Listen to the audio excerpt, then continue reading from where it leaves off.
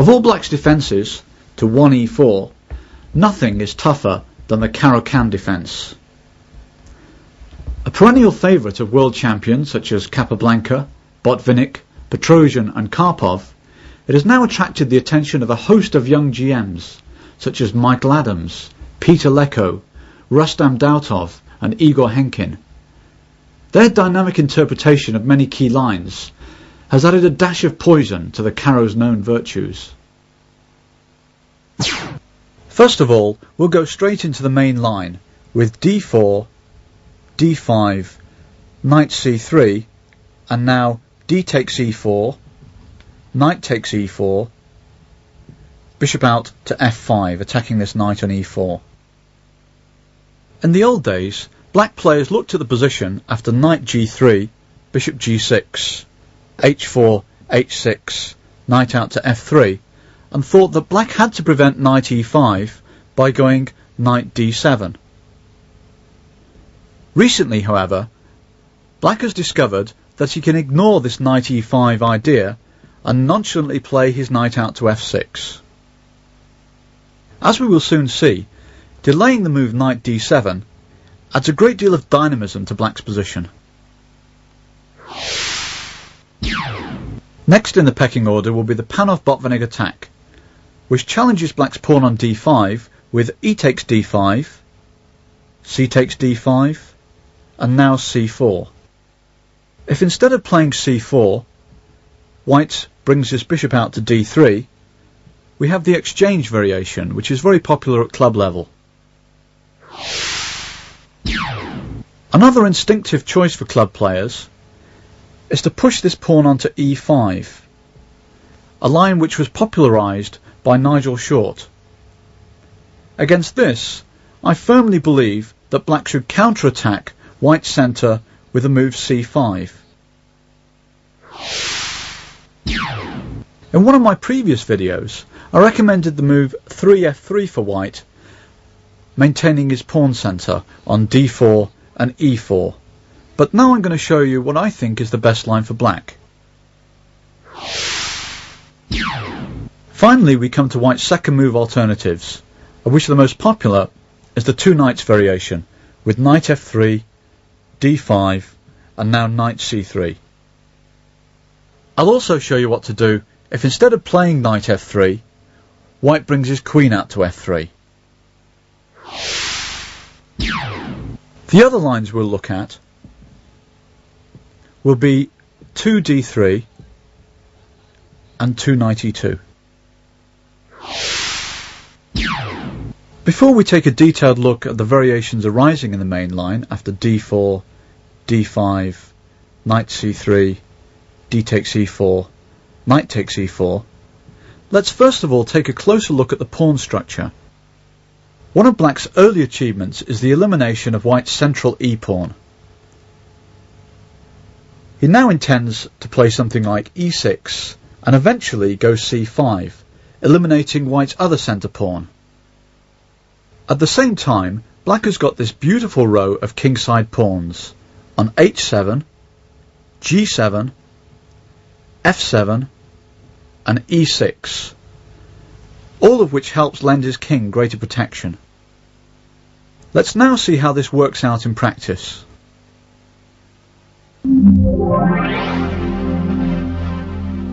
After bishop f5, knight g3 is almost a reflex action, but later on we'll take a brief look at Bronstein's move, which is knight c5. The main line occurs after knight back to g3, bishop g6, h4, h6, knight f3, and now the new star move is to ignore knight e5 by playing this knight out to f6 immediately.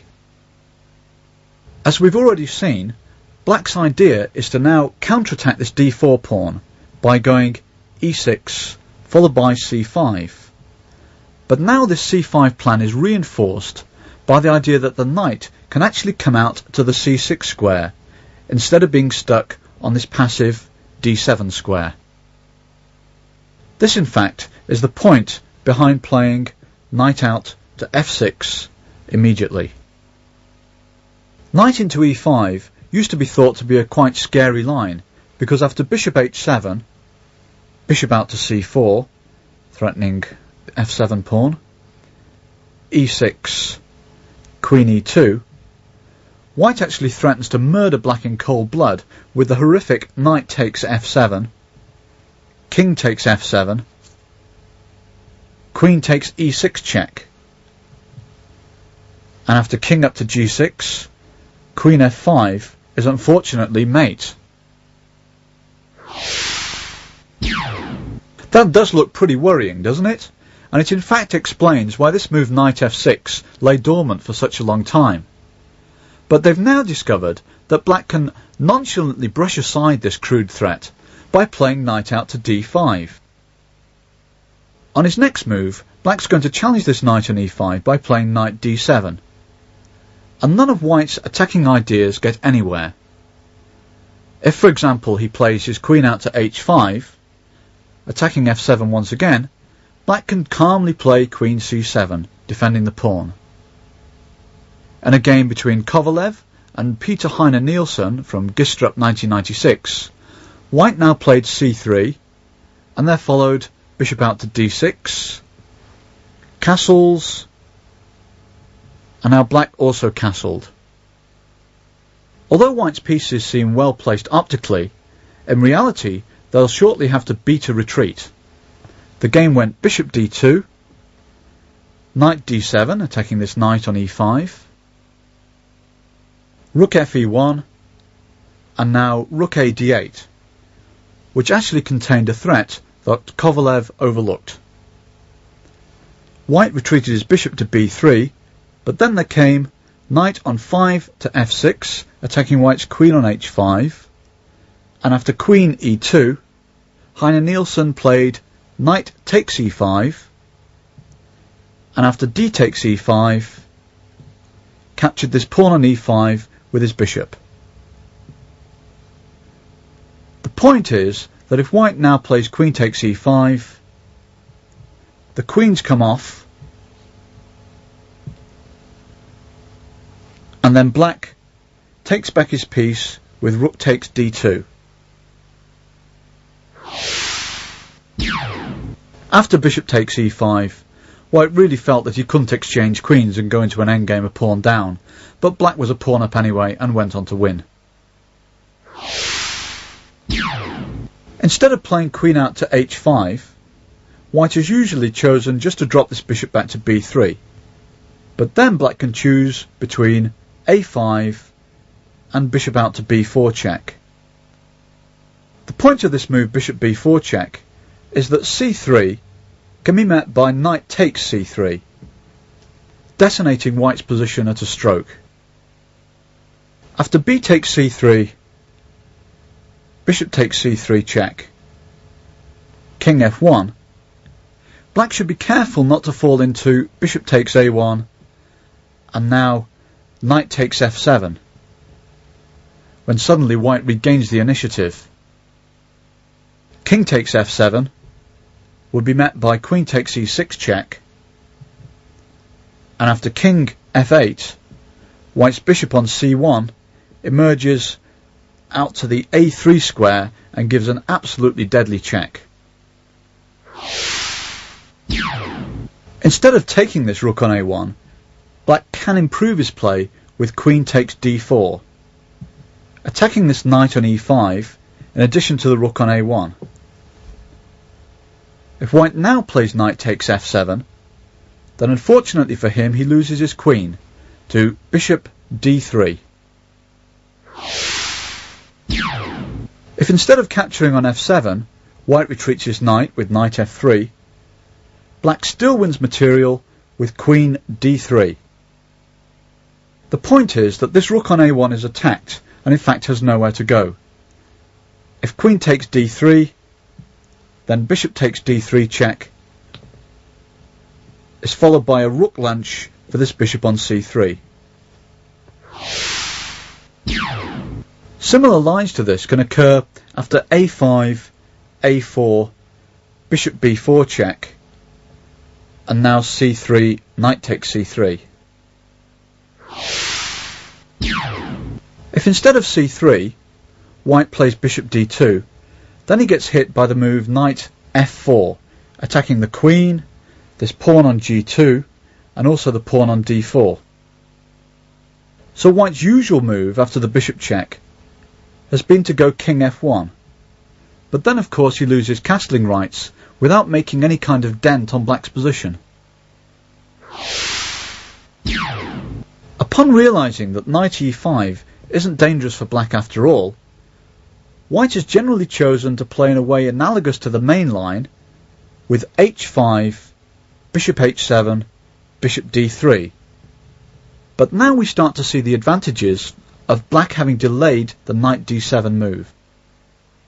He plays bishop takes d3, queen takes d3, e6, and is now ready to attack the d4 pawn with c5, followed by bringing his knight out to c6. Another advantage of this delayed knight d7 is that if white tries to take the h2 b8 diagonal by going bishop out to f4, black can immediately challenge this bishop with bishop d6. After a further knight e5, queen c7, black wants to eliminate this knight on e5 by going knight d7 on his next move. And in 2 games against the Spanish player Margen Badals, Tivyakov has tried 2 different moves and on neither occasion got anywhere. The first game was from the 1998 New York Open, in which he played knight e4, and after knight takes e4, queen takes e4, knight d7, brought his rook into play with rook h3. But then black castled queenside, white also castled queenside, and now black exchanged into a completely equal position with knight takes e5. Instead of knight e4, Tivyakov castled queenside in their game in Beijing. But again he got absolutely nothing after knight d7, challenging the knight on e5, and now knight e4 was met by knight takes e4, queen takes e4, castles queenside once again. I actually think that black could have castled kingside in this position if he wanted a sharper straddle. Black wants to undermine white's d4 pawn with his thematic c5, and the open d and c files in this position will point directly at white's king. Instead of knight e5, Tivyakov simply exchanged bishops with bishop takes d6 in his game against Henkin from Arco 1998. But of course this wasn't enough for any advantage. Henkin recaptured, of course, and then castles queenside was met by knight bd7, and after white played king b1, black castled kingside. Again we've got an opposite side castling scenario in which black's going to play on the d and c files with c5 and rook fd8 followed by rook ac8. Once again it's quite possible that white's king will feel the draft. With bishop f4 running into what is effectively a brick wall after bishop d6, most white players have tended to put this bishop on a more modest square, d2. Now, however, black can instigate his plan with c5, hitting d4. And if white castles queenside, he brings his knight out to c6. If white now defends this d4 pawn by going bishop c3, black can play queen d5, both centralising his queen and hitting this pawn on a2. A game between Asrian and Yermolinsky from New York 1998 continued d takes c5, queen takes d3, rook takes d3, and now bishop takes c5, which actually hits this pawn on f2. White played bishop takes f6, Black recaptured, of course, and then he went knight e4. But just bishop e7 was really fine for black. One important thing to remember is that in many Caro Kann endgames, black actually gets chances because of the potential weakness of this pawn on h5. If instead of bishop c3, white plays his bishop to e3, then black should develop his queen with queen out to b6. In a game between Agnos and Atalik from the Greek Team Championship in 1998, white now played queen b3, and after queen takes b3, a takes b3, c takes d4, knight takes d4, black could actually have got the better endgame by now playing the sharp move knight d5, hitting this bishop on e3. After knight takes c6, black doesn't recapture on c6, but instead takes off this bishop on e3. And after f takes e3, b takes c6, the move knight e4 can be met by rook d8, stopping the knight from coming into d6. Atalik's analysis continued with g4, and now he suggested that black plays his bishop out to b4, the idea being that the bishop can come to a5 and then b6 to hit this pawn on e3. Once again, a critical factor for black in this endgame is the weakness of white's kingside pawns on h5 and now also g4.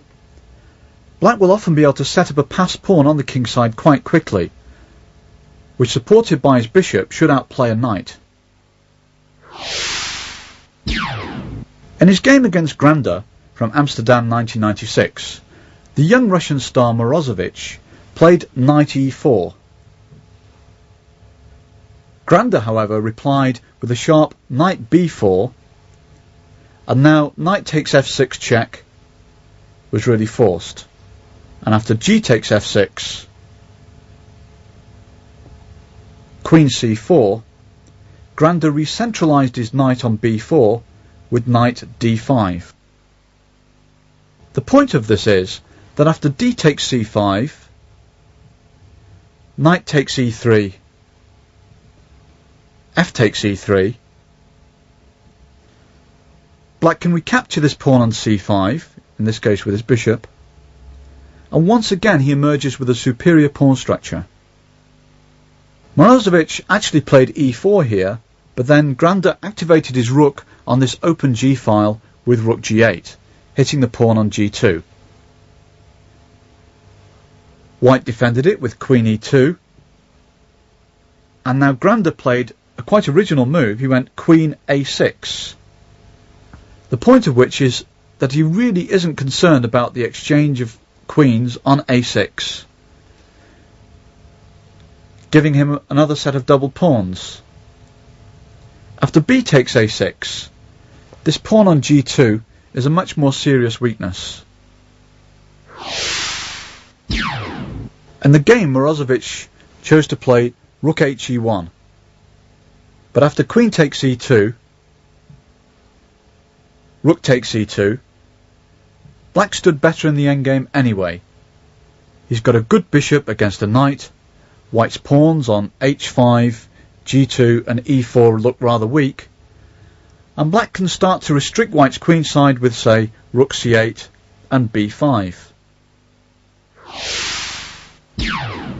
Instead of castling queenside, the American Grandmaster John Fedorowicz played knight e4 in his game against Yermolinsky from Washington 97. Black now played his knight out to c6, and after knight takes f6 check, queen takes f6, d takes c5, bishop takes c5, white played bishop c3 and offered a draw which was accepted. This doesn't really tell us much, although I think black's fine in this position. He can play e5 and if white now plays queen d5, black counters with bishop d4. Black intends to continue his development with, say, castles kingside and bring a rook to d8. I do think that c5 is black's sharpest and strongest move in this position, although I'd like to mention in passing that the Russian GM Dautov has been playing bishop e7 followed by castling kingside, and only later thinking about going c5. As shown in his own games, this also looks completely playable. Another sound possibility for black is to actually develop his bishop on d6. As a correspondence player from Switzerland called Klugel has been doing in some recent games. The idea behind this move is to deprive white of the e5 square and simply continue developing, probably with knight d7, queen c7, and then castling either kingside or queenside. In his attempts to squeeze something from this position, white might turn his attention to a new hybrid line with knight e5, bishop h7, and now bishop d3, which turned out to be successful for white in a game between Adams and Lecco from Linares 1999. Lecco played bishop takes d3, queen takes d3, e6, and after bishop d2, brought his knight out to d7.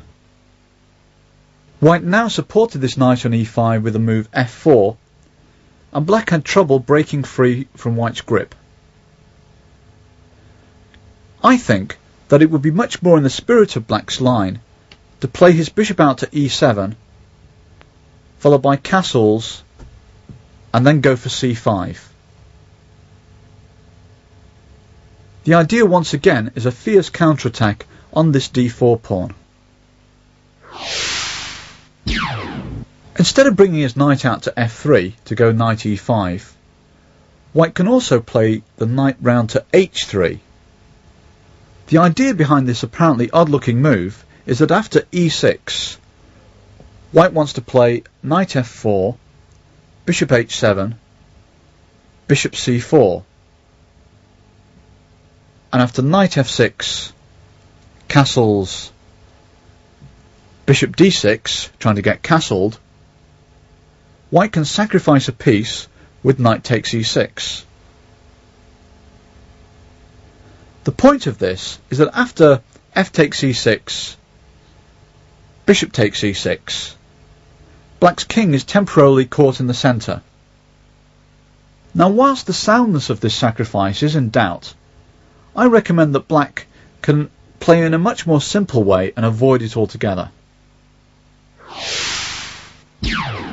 After knight h3, I think that black should actually avoid presenting white with a target with e6, and instead go knight f6.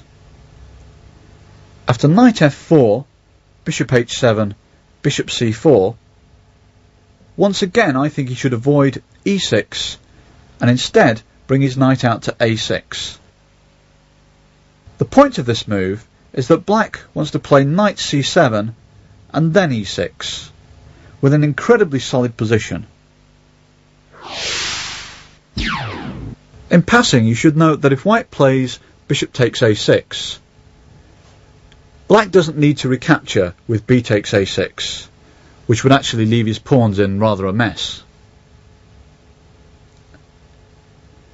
Instead, he can recover the bishop by going queen a5 check, and after bishop d2, queen takes a6, white can't even castle kingside. White can also introduce these ideas of putting a bishop on c4 and a knight on f4 by playing on his sixth move bishop c4, knight 1 to e2, or knight h3. Knight h3 and knight 1 to e2 actually transpose into each other after knight f6 and now knight f4. The simplest way for black to defuse this is to play e5 in one move. After d takes e5, he gets the pawn on e5 back by going queen a5 check, bishop d2, queen takes e5 check. And after bishop e2, knight bd7, he has an incredibly solid position where he can castle queenside next move and complete his development by bringing out his king's bishop. White can take the bishop pair by going knight takes g6, and after hg, then capture on e5. Once again black plays queen a5 check, and once again white will get nothing after bishop d2, queen takes e5 check. The two bishops are compensated for by black's open h file, this rook on h8, breathing down the open h file. Black will complete his development by going knight bd7, perhaps castling queenside, and once again bringing his bishop out to an active and aggressive square. If white plays bishop c4, intending knight 1 to e2, followed by knight f4, black can circumvent white's idea by going knight d7. In fact, he wants to play e5 in one move, which really forces white to stop it by bringing his knight out to f3. From the f3 square, this knight is far less dangerous. On f4, it would be ready to sacrifice itself on e6, but now there's no such problem. Black can complete his development by going e6, followed by knight gf6, and then say bishop d6 and castles kingside. Once again we get one of these familiar Caro Kann structures where black will aim to eliminate this d4 pawn with a timely c5. An alternative concept for white is to try and support the e5 square by playing his pawn from f2 to f4, and this he most commonly tries to do with h4, h6 and now f4. Black really wants to stop f5, so he should play e6, and then after knight f3, knight d7, h5 attacking the bishop, bishop retreats to h7, bishop d3, black should exchange the bishop as usual, bishop takes d3, and now queen takes d3 should be met by queen c7, getting ready to castle queenside. White's next move is bishop d2, getting ready to castle long himself. The most common move for black in this position is knight g to f6, but he can be much more cunning by castling queenside immediately. The point of this move is that if white castles queenside himself, black can hit this advanced f4 pawn by going bishop d6. We see a familiar tactic if white now plays knight e5, because black can just take it off. Knight takes e5, fe, bishop takes e5, and white of course can't recapture because his queen would hang to this rook on d8. Instead of castling queenside, white should probably play queen back to e2 in order to meet bishop d6 with knight e5. In my opinion, bishop d6 probably isn't the most precise, and instead black should set about undermining this d4 pawn with the move c5. A lot of white players might be tempted just to continue simple development in this position by bringing their knight out to f3, but then after knight f6, black can continue with e6, bishop e7, castle kingside, and again use this standard plan of undermining the d4 pawn with c5. Once again, I think it's quite interesting to leave this knight on b8 for a while in order to bring it to the more active c6 square. Before leaving the main line, let's look at Bronstein's move, which meets bishop f5 with knight c5, attacking this pawn on b7. In a recent game between Wróblewski and Dreyev from Elishta 1998, Dreyev actually showed that you can ignore this attack on the b7 pawn by playing knight d7. Wróblewski captured, knight takes b7, and then after queen c7, he retreated the knight to c5. The game continued, knight takes c5, draw agreed, which really doesn't tell us very much. However, it seems that black is completely equal in this position. He's got no problems whatsoever.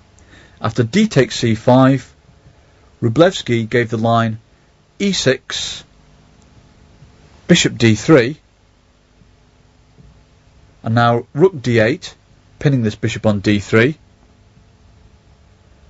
And if white now plays knight f3, black recovers his pawn on c5. After castles, and now knight out to f6, black is simply going to castle kingside himself, and his pieces are really very nicely placed for the coming middle game. White has got to be careful in this position not to get too greedy. If instead of safely retreating the knight with knight c5, he tries to defend it with bishop a6, he can lose very, very quickly. Black would attack this bishop on a6 with knight b8. And now if white defends it with queen e2, there would follow knight takes a6, queen takes a6, and now bishop c8, retreating black's only other developed piece. The point is that this knight on b7 is now a goner. It can't move anywhere because the queen would be attacked. Black would emerge a piece up and white has to resign. It turns out that after knight b8 there is in fact no escape for white. If instead he plays knight c5, there follows knight takes a6, knight takes a6, and now queen a5 check, picking up the knight. Once again, black wins a piece for nothing. The main line of the Caro Kann, with bishop f5, knight g3, bishop g6, and now h4, h6, knight f3, knight f6, currently looks very comfortable for black indeed. The onus is very much on white to find some kind of new idea.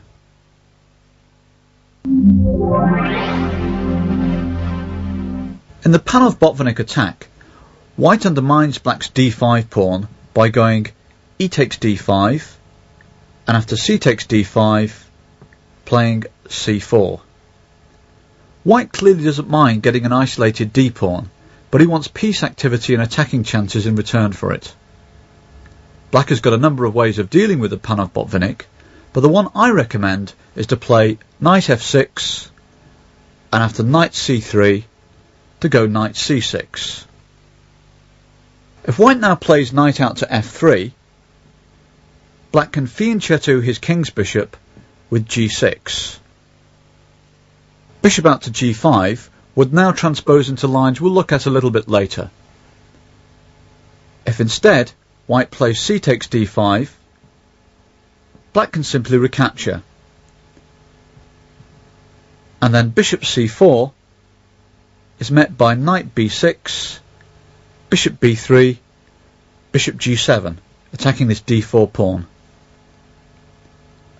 If white pushes on with d5, black's knight can go out to the a5 square, attacking the bishop on b3. Black's follow-up will probably not be to take this bishop straight away. I quite like the idea of simply castling kingside, developing this queen's bishop to either d7 or g4, and then bringing the rook over to c8 in preparation for landing a knight on the c4 square.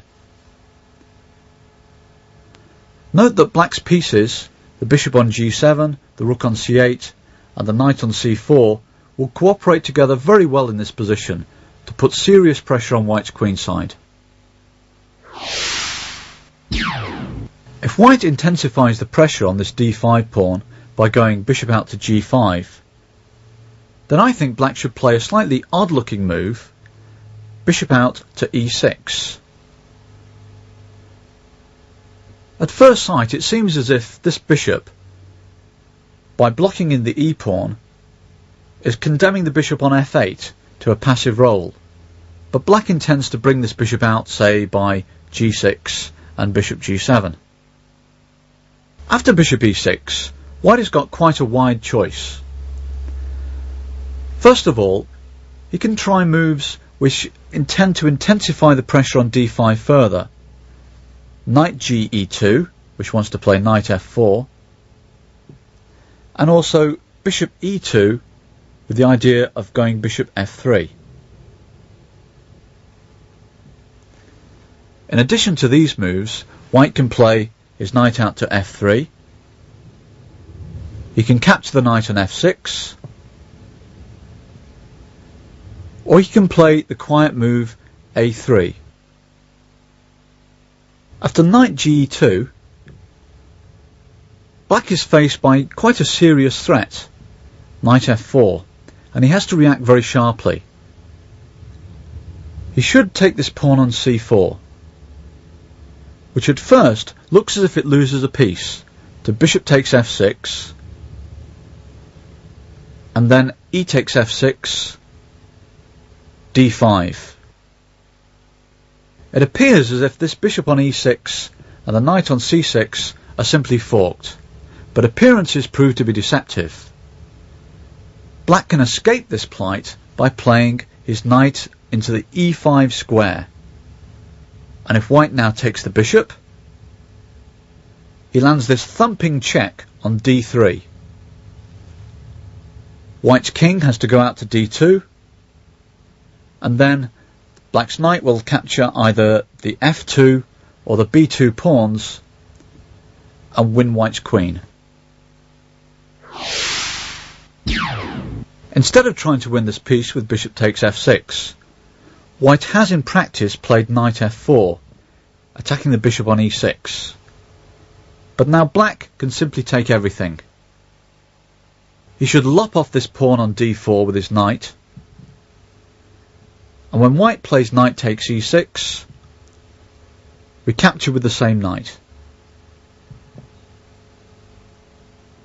After bishop takes c4, making it into a sacrifice, black can, if he likes, simply exchange queens. Queen takes d1 check, rook takes d1, and now, stopping any nasty things landing on b5, he should play a6. Black basically is a pawn up in this endgame. If white plays, for example, bishop takes e6 to mangle black's pawn slightly, black can recapture with fe, and then if white castles, black goes h6, bishop f4, g5. He'll develop this bishop on g7 and probably tuck his king into the f7 square. This actually happened at a game Charbonneau-Drozdov, Montreal Open 1998. Black went on to win the endgame. This pawn on e6 is an extra pawn. If black's feeling especially cold-blooded, he doesn't need to exchange queens at all, and can instead lop off this bishop on g5. In a game between Adam Hunt and Graham Lee in the 1997 British Championship, white now tried to prove he had compensation with queen a4 check, knight d7, rook d1, pinning this knight on d7.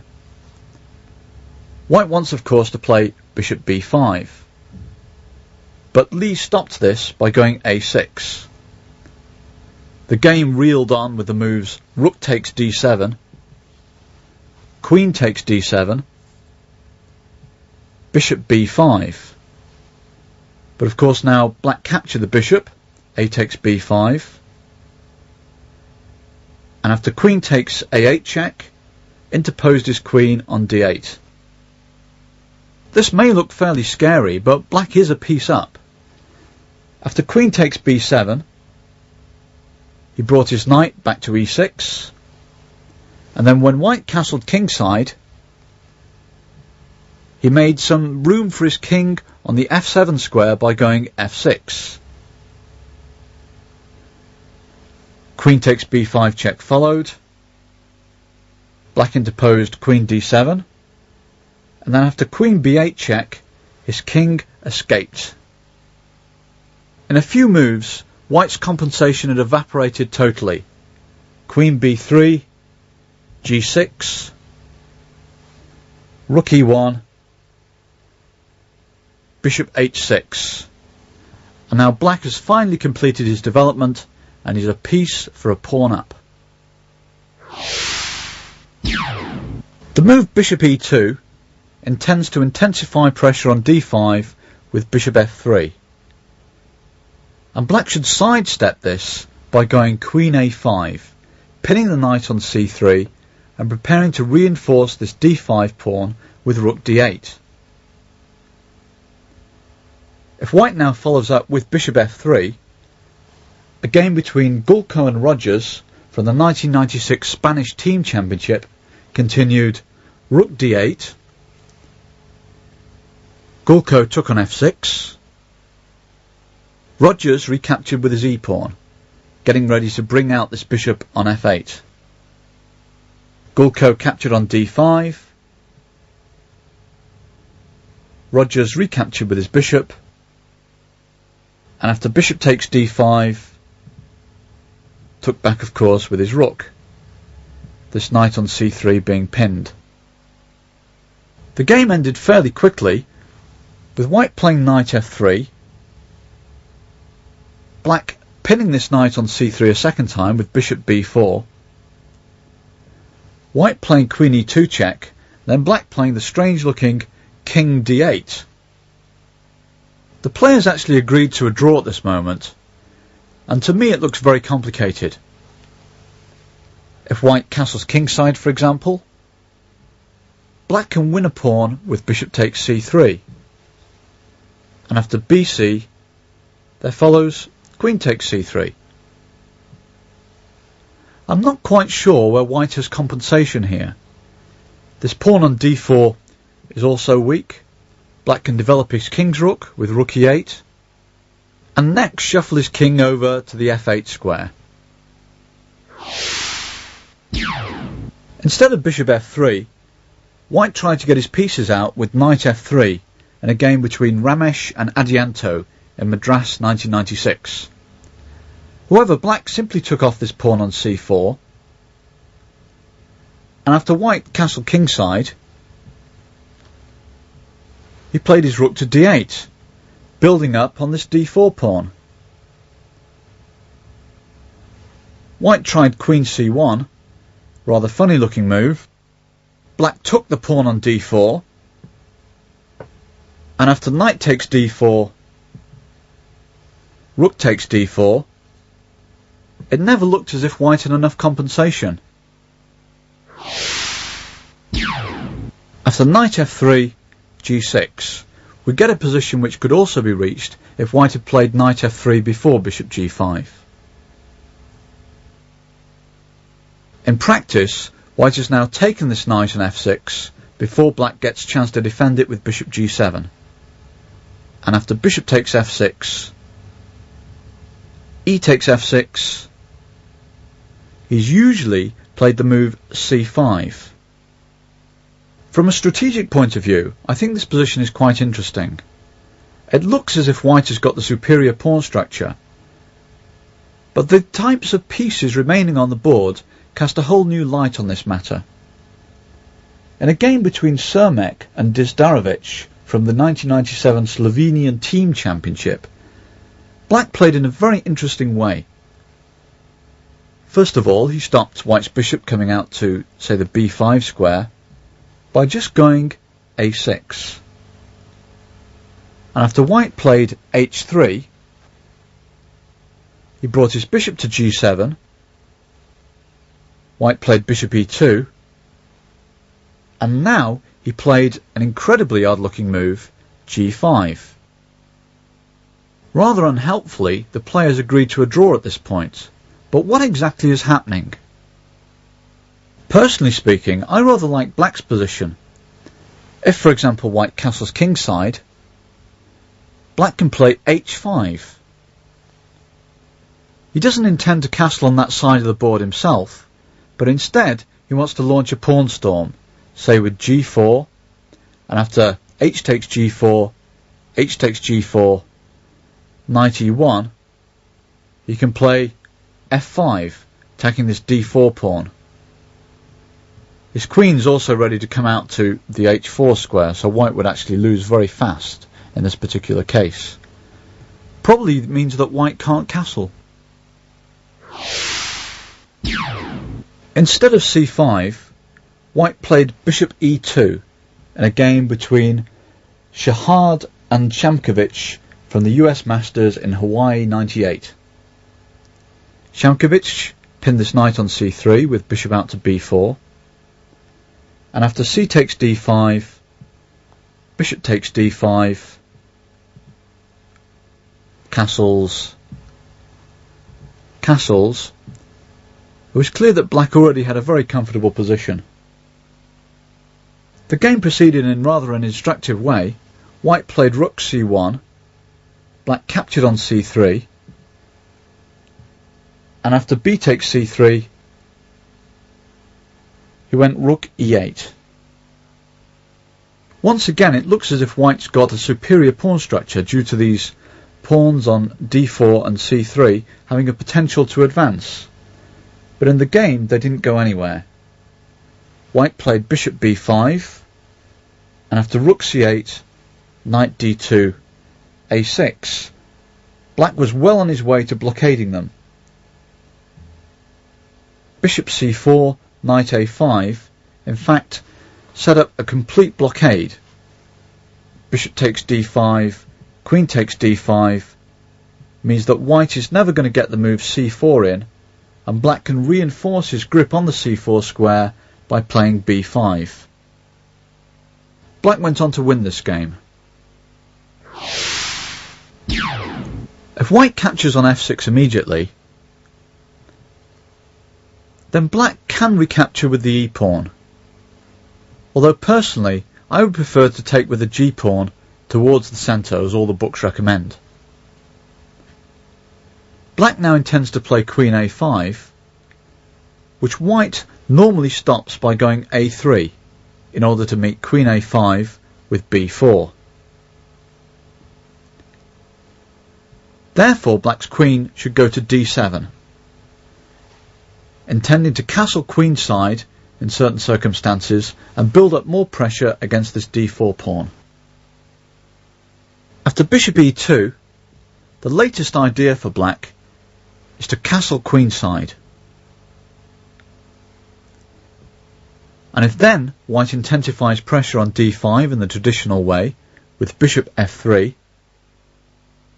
black can play d takes c4. This seems to lose a piece after d5, but black can turn it into a sacrifice by going knight e5, d takes e6, queen takes e6. All of this happened in a game between Karlov and Alvarez from Canetta 1994. Black had excellent compensation for his piece after queen e2, bishop h6, intending rook d2 for example, queen e4, trying to counterattack with this threat against b7, and now rook d7. Black's ideas include knight d3 check to win this pawn on b2, or simply doubling on the d-file. He's already got 2 pawns for his piece, and one more will amount to full compensation. If white plays g3, black can also reply with a sharp castle's queenside. And this time he can meet bishop g2 with bishop g4, which wasn't possible in the previous line because the bishop actually stood on f3. After f3, bishop e6, a game between Topalov and Leko from Vienna 1996, continued c5, at least taking the pressure off the d4 pawn for the moment, and now black used his centre pawns with bishop f5, b4, e5, and after knight ge2 he went queen e6. Black is building up very serious threats. If white, for example, castles, he can play e takes d4. When knight takes d4 is met by queen e3 check, winning a piece.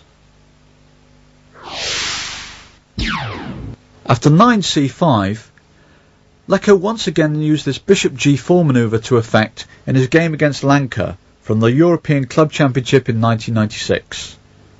The game went bishop g4, f3, bishop f5, and after bishop b5, black expanded in the centre with e5.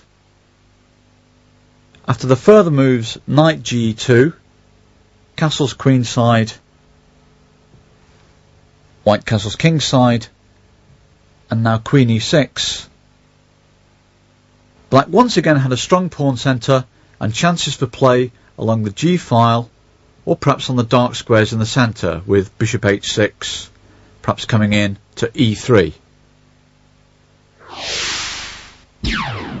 Last but not least, we come to the move a3, after which queen a5 is once again circumvented because of b4.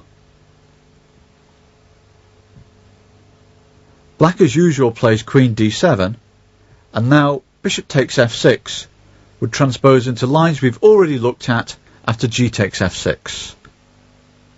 Instead of this capture on f6, white can consider two moves, either bishop e2 or b4. After bishop e2, I would once again be inclined to castle queenside with black, trying to complete the development as quickly as possible. And now c5, before taking on f6, could be met by knight e4. If white takes this knight, then d takes e4 would actually result in the loss of his d4 pawn.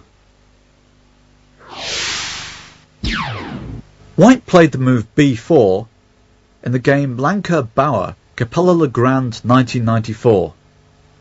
Black replied with rook d8, and after bishop takes f6, made a mistake in my opinion by recapturing with the e-pawn. After c5, there was very little that black could do to disturb white's mass of pawns d4, c5, b4 and a3. If instead black had recaptured with his g-pawn, then after white plays c5, black could once again free his e-pawn for advance by moving his bishop away. And after f3, bishop f5, he can play e5 on his very next turn. I quite like the look of black's position in these lines. Here's a strong centre and two bishops. Going back to the position after e takes d5, c takes d5, c4, knight f6, one line I've noticed that's popular at club level is the so-called Gundaram attack with c5. I suspect the reason for its popularity is the fact that it was recommended by Raymond Keane and David Levy in their book An Opening Repertoire for the Attacking Club Player. In my opinion, however, it's black that's going to be doing the attacking. Keane and Levy give the line b6, b4, a5, undermining this b4 pawn, and now b5, b takes c5, d takes c5,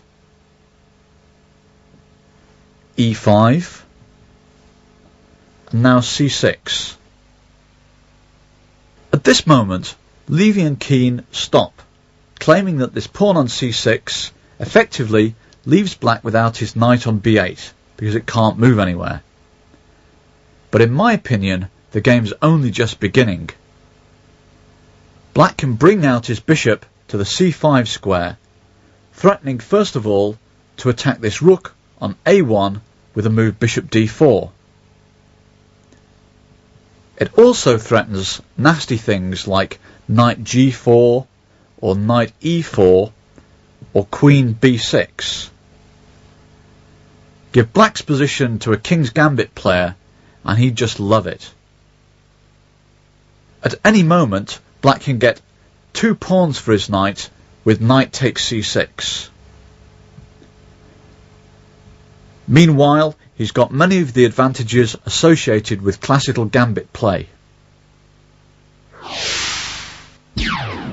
A relative of the Panov-Botvinnik attack occurs if white plays c4 on his second move, and then black responds with d5 anyway. After e takes d5, c takes d5, c takes d5, there are some tricky lines arising from knight f6, bishop b5 check, or queen a4 check. I suggest in fact that black avoids these with the simple move queen takes d5.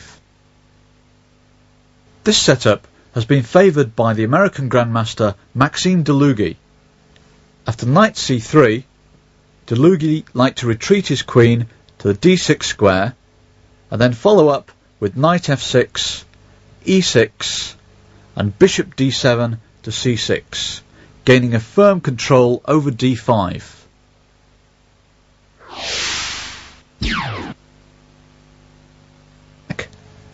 Is no longer the weapon it used to be. In recent games, black has found effective antidotes, and I especially like this knight f6, knight c3, knight c6 plan. It leads to complex and interesting positions in which black has got every chance of fighting for the full point.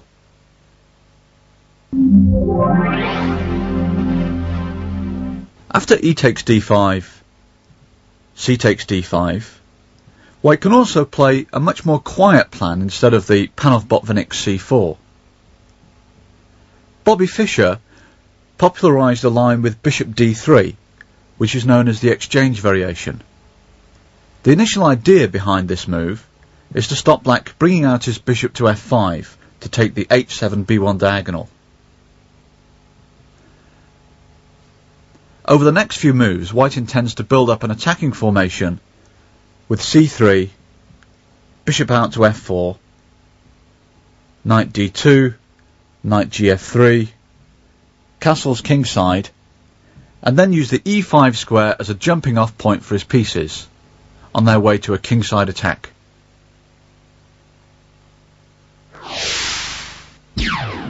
I used to play this with white, but I was never quite sure about what to do against an old plan of Tartakova, in which he played knight c6, c3, and then stopped this move bishop f4 by bringing his queen to c7. If white now continues naturally with knight f3, black can pin this knight by going bishop g4, and if white castles, black continues his development with e6 and bishop d6. In such positions, black would have a choice to castle either queenside and then launch a pawn storm, say with h6 and g5.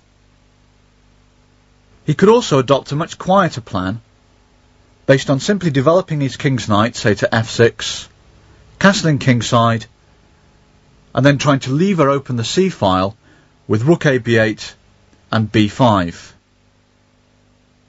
This plan of c-file leverage is called the minority attack. Once the pawn comes to b4, white will be unable to avoid pawn weaknesses, whether black captures on c3 himself. If white takes on b4, he ends up with a weak d4 pawn. Or if white pushes on c4, he'll end up with a weak d4 pawn. White can try to gain time against this queen on c7 by playing knight e2, but the knight is really very badly placed on this square compared with the superior f3. Black should meet knight e2 with bishop g4, pinning the knight. And now if white attacks the bishop with f3, black should probably just drop back to d7. Black really doesn't mind white playing the bishop out to f4 at this stage. He can meet it, for example, by e5, and after d takes e5, knight takes e5, he'd want to develop his pieces, say with bishop d6, especially considering this weakening move f3. In a game between Lane and Goffman from the 1980 US Championship, white waited for black to play the move e6 before bringing out his bishop to f4. He played, in fact, knight a3, intending perhaps to go to b5. Black stopped this with a6, and then white brought the knight back to c2. Black played e6, and now there came the move bishop f4, after which e5 would lose a tempo. So black quietly played bishop d6, white exchanged, queen recaptured, and then white castled kingside.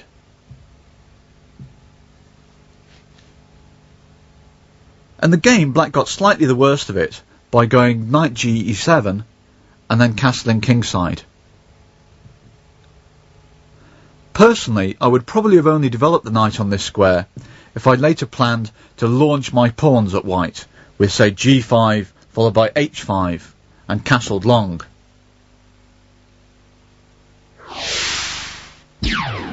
Black has a good alternative plan in just bringing this knight out to f6, castling kingside, and then carrying on with our old friend the minority attack with b5, rook b8, a5 and b4. You'll remember that the idea behind this is to inflict pawn weaknesses on white. Whatever he does, say with c takes b4, weakening d4, c4, weakening d4, or allowing black to play b takes c3, white gets pawn weaknesses. A more natural move than knight e2 is bishop g5, which was actually played in a game Ilescus-Anand, Linares 1994.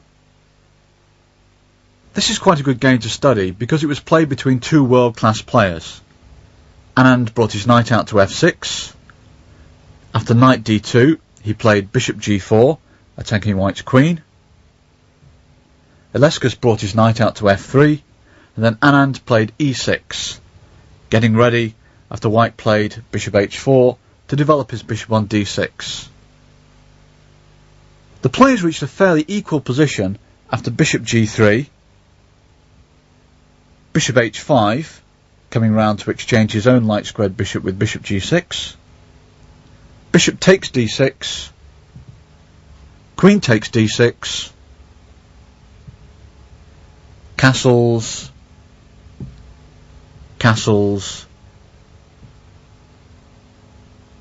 rook e1, and now rook a b8. There are no prizes for guessing the idea behind this move. Black wants a minority attack with b5 and b4. The move queen c7 has not been very popular in practice, but I believe it offers a simple and effective way to combat the exchange variation. Black foils white's plan of bishop f4 and ultimately will prepare a minority attack in many of these lines.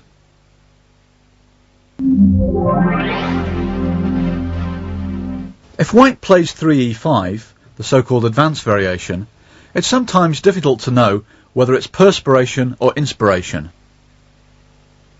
A lot of white players will push this pawn forward simply because it's being attacked by the d5 pawn. Others will be trying to emulate British Grandmaster Nigel Short, who popularised this e5 move.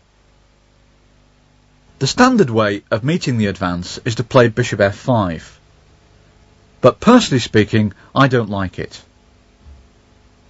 This bishop often becomes a target, say in the lines where white plays knight e2 and then knight g3, and after bishop g6 he goes h4, h6, h5.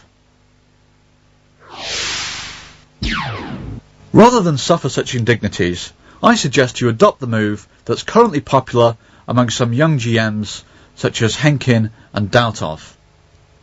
They are immediately counter-attacking this d4 pawn with c5, which looks slightly unnatural at first because you're moving the c pawn twice. It seems as if you've lost a tempo compared with the French defence in which this pawn will be here already, but the advantage from black's point of view is that you can bring your bishop out.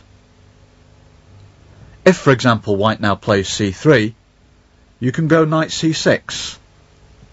And if he plays knight f3, by analogy with the French, you can pin this knight with bishop g4. On his secret weapons video, international master Andrew Martin recommended e5 and suggested that c5 really wasn't too good because of d takes c5, knight c6, and now bishop b5, pinning the knight. Quoting some old analysis of Boleslavsky, starting with queen a5 check, Andrew tried to prove that black didn't have enough for the pawn. But in recent games, black has been playing the move e6. The idea is clearly just to recover this pawn on c5, so white should stop this by going bishop e3. Now, however, black sets about attacking this bishop with knight ge7. The idea is to play knight f5, so white can only keep his pawn by going c3, knight f5, and now bishop d4. So far, white has maintained the extra pawn, but in doing so he's played some very strange looking moves. Black now continues naturally with bishop d7. This threatens to recover the pawn immediately with a very good position by going knight takes e5, and then if bishop takes d7 check, black recaptures with the knight on e5. If, on the other hand, white takes the knight on e5, then the bishop on b5 falls. To continue hanging on to the extra pawn, white has taken this knight off on c6, and after black recaptures, developed his knight, either to e2 or more commonly to f3. You might be wondering where black's compensation for the pawn is, but that's about to be revealed. He can play knight takes d4, and if white recaptures with the pawn, he goes b6, opening up the queen side. After c takes b6, queen takes b6, he threatens to take this pawn on b2, and he also wants to stop white castling kingside, say with bishop b5 or queen a6. In a game between Moscovich and Susan Lalich from the 1998 British Championship, white now played queen b3 to protect this pawn, but this was met by queen a6, sidestepping the queen exchange and stopping white from castling. This is only part of black's compensation for the pawn. She also has two bishops and can exert powerful pressure on the b and c lines after bishop e7, castles, rook a b8, followed by rook fc8.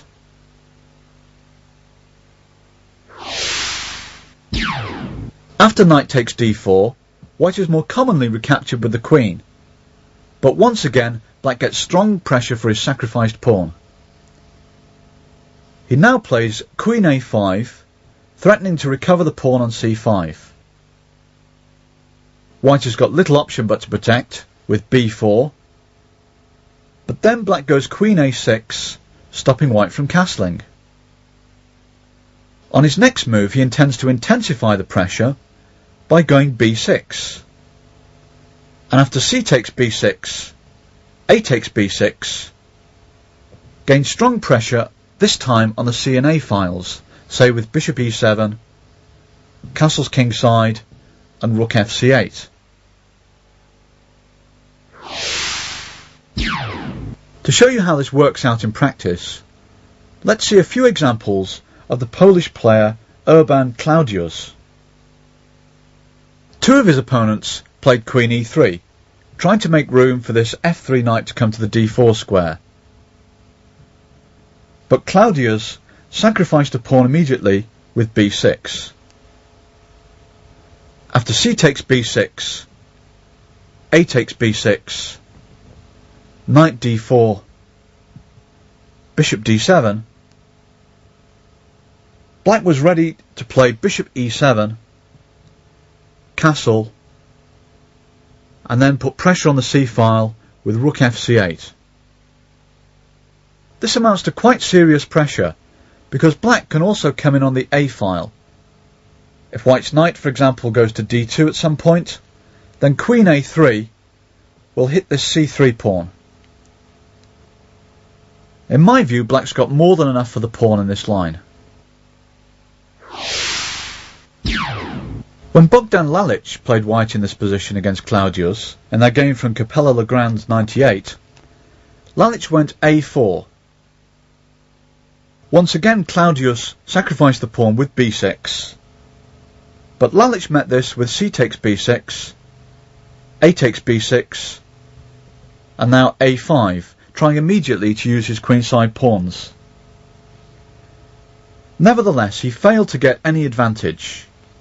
Claudius went bishop e7, and then after Lalic went rook a3, he simply castled. Black can play so nonchalantly since a takes b6 is met by queen b5, still preventing white from castling and also getting ready to infiltrate, say with rook takes a3, knight takes a3, and then coming in with queen a4.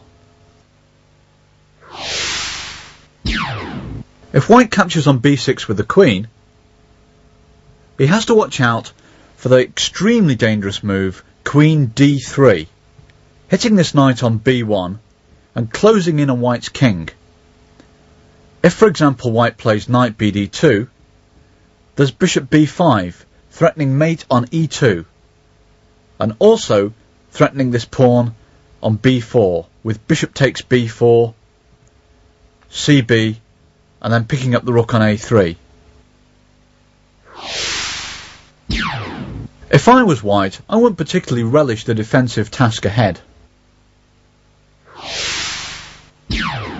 The difficulty white experienced in castling in the previous lines encouraged her to play knight e2 in the game Patz Susan Lalic in a German-England women's match in 1998. Black still took off on d4, and after c takes d4 there came the familiar b6 idea, sacking a pawn. After cb, queen takes b6, black once again had strong pressure on these c and b files, and the game went queen c2, bishop b4 check, knight bc3, castles, castles, rook fc8. I believe that black has got excellent compensation for the pawn. The queenside pressure can be intensified by an advance of the a pawn with a5 and a4. In my view, theory's only just started to scratch the surface of this 3c5 pawn sack. After d takes c5, for example, black has got a very interesting move, knight h6, which to my knowledge has never been played. If white tries to double black's pawns with bishop takes h6, g takes h6, then as compensation, black now has an open g-file and strong play on the dark squares. White, remember, has given up his dark squared bishop.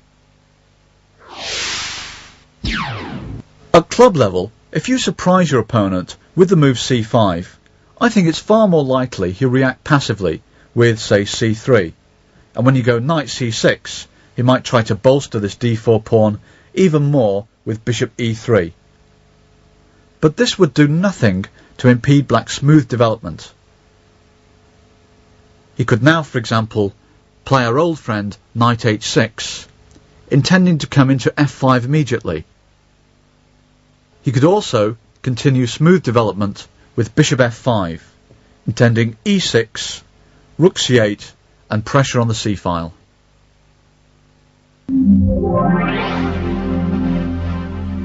One of the most interesting third move alternatives for white is 3f3, just bolstering this e4 pawn. I actually recommended this move on a previous video, and now I'll show you what I think black should do against it. The most durable line, in my opinion, is to go g6, and after knight c3, bishop g7, bishop e3, to bring the queen out to b6 and attack this b2 pawn. If white defends it with rook b1, you can play d takes e4, f takes e4, and now e5, hitting this d4 pawn. On the video itself, I suggested that white sacrifices b2 by going queen d2, and gave the line queen takes b2, rook b1, queen a3, e takes d5, getting the pawn back, knight out to f6, d takes c6, b takes c6. I think this is a very interesting position in which both sides have chances. After white's bishop c4, black can castle, and then consider whether he wants to develop with bishop out to a6, or perhaps play knight bd7 to b6. The move 3g6 avoids many of the most treacherous lines, and gives black a sound, yet fighting position.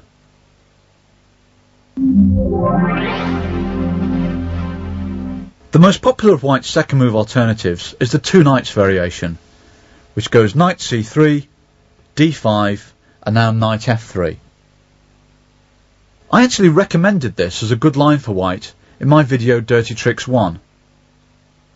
But I didn't mention at the time an interesting move of the Russian Grandmaster Rustam Dautov.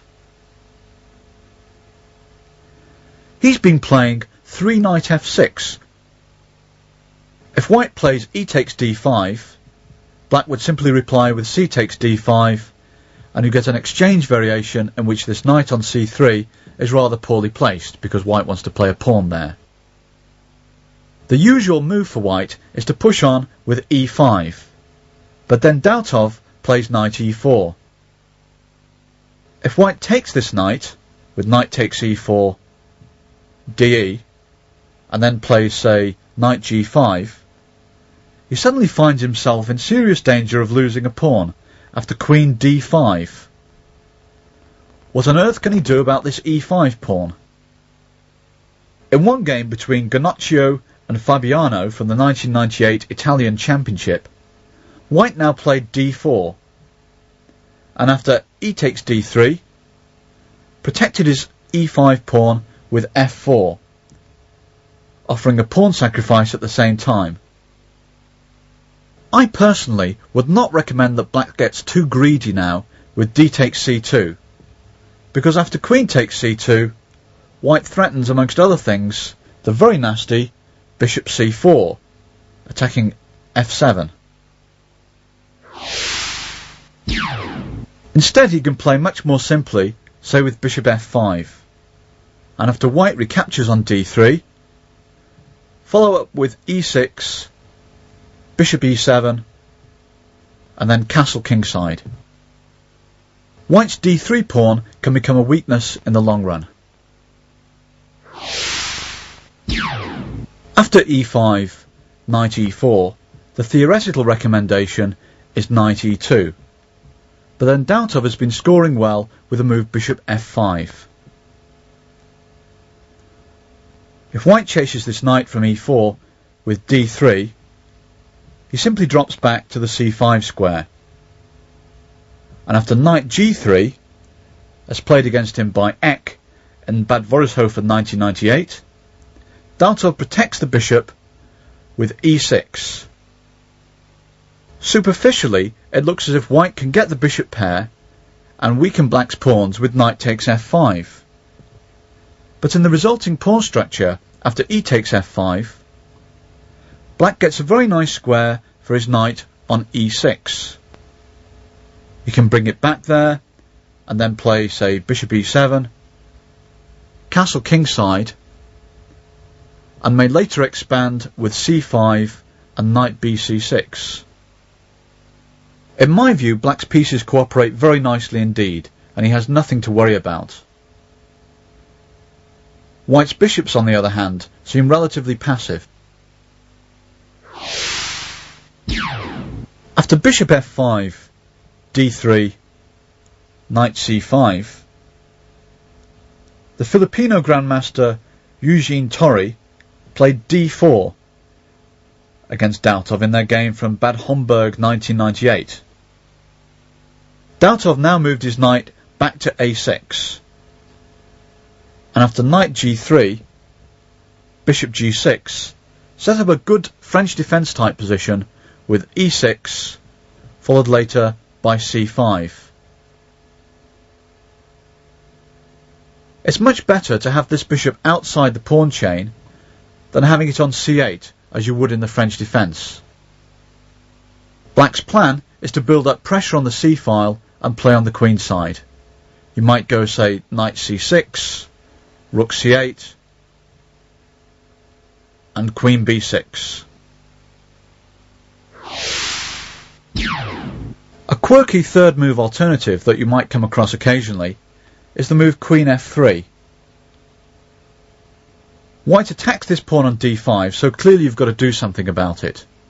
And I don't suggest you play d4, because then white continues his development apace with bishop c4. And when you defend against the threat to f7, say with e6, he can reroute his knight to e2 and then g3.